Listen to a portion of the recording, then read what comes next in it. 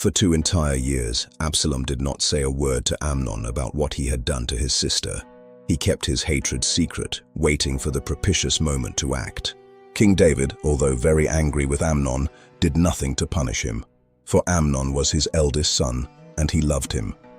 The moment of vengeance arrived at the sheep-shearing feast in Baal-Hazor. Absalom invited all the king's sons to join him for the feast. He particularly insisted to King David that Amnon come too. Although reluctant at first, David finally let Amnon and all the other princes go with Absalom. Before his brothers arrived, Absalom gave a strict order to his servants. "Watch for the moment when Amnon's heart is merry with wine. When I tell you, strike Amnon, then kill him. Fear nothing, it is I who command you."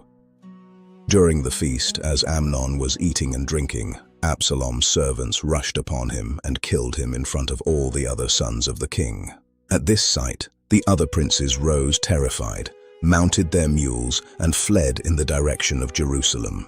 A rumor reached the ears of King David before his sons even returned, saying that Absalom had killed all the princes and that none had survived. David tore his clothes and threw himself on the ground in immense pain.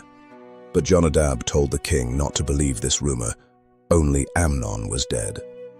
Soon after, the king's sons arrived in Jerusalem weeping, and the king, as well as all his servants, shed abundant tears. Absalom, for his part, fled to Geshur. King David finally consoled himself for Amnon's death, and his heart began to burn with the desire to see Absalom again. Absalom was finally allowed to return, but the king refused to see his face for another 2 years. Tamar, meanwhile, remained marked by this drama, living isolated. This tragedy was the beginning of a series of misfortunes that struck the house of David, as the prophet Nathan had predicted.